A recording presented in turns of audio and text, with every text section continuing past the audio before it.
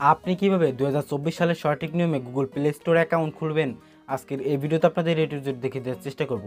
অনুরোধ রইল ভিডিওটা শুরু থেকে শেষ অবধি দেখার জন্য। দেন আজকের এই ভিডিওটা যদি শুরু থেকে শেষ অবধি দেখেন তাহলে কিন্তু আজকের এই ভিডিওর মাধ্যমে কিন্তু আপনি গুগল প্লে স্টোর অ্যাকাউন্ট এবং জিমেইল অ্যাকাউন্টটা কিন্তু খুব সহজে খুলতে পারবেন। তো কথা না বলে চলুন ভিডিও শুরু করা যাক। ওকে, তো চলে আসলাম মোবাইল স্ক্রিনে। দেন একটি গুগল প্লে স্টোর অ্যাকাউন্ট খোলার জন্য আমাদের প্রথমে কী করতে হবে, সরাসরি আমরা চলে যাব সরাসরি গুগল প্লে স্টোরে।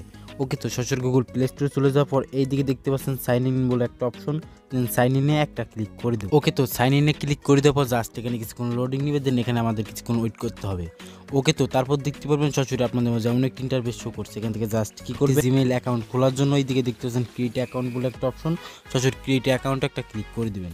ওকে, তো ক্রিয়েট অ্যাকাউন্টে ক্লিক করে দেওয়ার পর এই দিকে দেখতে পাচ্ছেন ফর মাই পার্সোনাল ইউজ বলে একটা অপশন। সরাসরি ফর মাই পার্সোনাল ইউজে একটা ক্লিক করে দেবেন।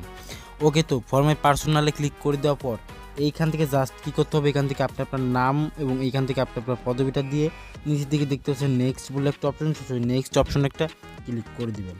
ওকে, তো নেক্সট অপশনে ক্লিক করে দেবো। জাস্ট কী করবেন, এইখান থেকে আপনি আপনার জন্ম তারিখ, এখান থেকে আপনার জন্ম মাস এবং এইখান থেকে আপনার জন্ম সালটা আপনি সিলেক্ট করে দিবেন।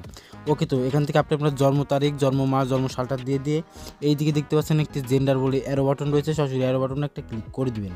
ওকে, তো অ্যারো বাটনে ক্লিক করে দেওয়ার পর এইখান থেকে জাস্ট কী করতে হবে, আপনি যদি ছেলে হন অবশ্যই মেল সিলেক্ট করবেন এবং আপনি যদি মেয়ে হন তাহলে কিন্তু অবশ্যই ফিমেল সিলেক্ট করে দিয়ে কী করবেন, নিচের দিকে দেখতে পারবেন, এই নিচের দিকে দেখতে পারবেন নেক্সট বলে একটা অপশন পাবেন। দেন নেক্সট অপশনে একটা ক্লিক করে দেবেন।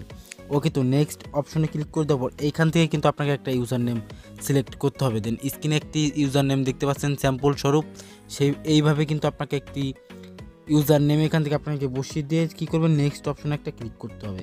ওকে, তো নেক্সট অপশনে ক্লিক করে দেওয়ার পর এইখান থেকে জাস্ট কী করতে হবে, এখান থেকে কিন্তু আপনাকে একটা স্ট্রং পাসওয়ার্ড দিতে হবে। পাসওয়ার্ডটা দেওয়া হয়ে গেলে জাস্ট কী করবেন, নিচের দিকে দেখতে পাচ্ছেন নেক্সট বলে একটা অপশন।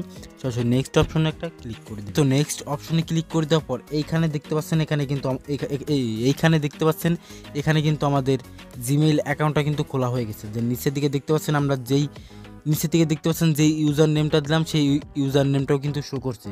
দেন তারপর আমাদের যেই কাজটা করতে হবে সেই কাজটা হচ্ছে নিচের দিকে দেখতে পাচ্ছেন নেক্সট বলে একটা অপশন। সরাসরি নেক্সট অপশনে একটা ক্লিক করে দেবো। ওকে, তো নেক্সট অপশনে ক্লিক করে দেওয়ার পর নিচের দিকে দেখতে পাচ্ছেন আইএগ্রি বলে একটা অপশন। দেন আইএগ্রিতে একটা ক্লিক করে দেবো। লোড নিচ্ছে। দেন এখন আমরা সরাসরি চলে যাব গুগল প্লে স্টোরে। সরাসরি গুগল প্লে স্টোরে গিয়ে দেখবো আমরা অ্যাপস ডাউনলোড করতে পারবো কিনা।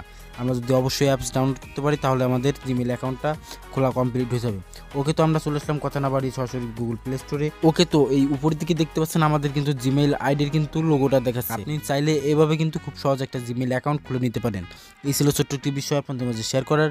আশা করি সকলেই ভালোভাবে বুঝতে পেরেছেন। আজকের মতো এই পর্যন্তই, দেখা হচ্ছে পরবর্তী কোনো ভিডিওতে।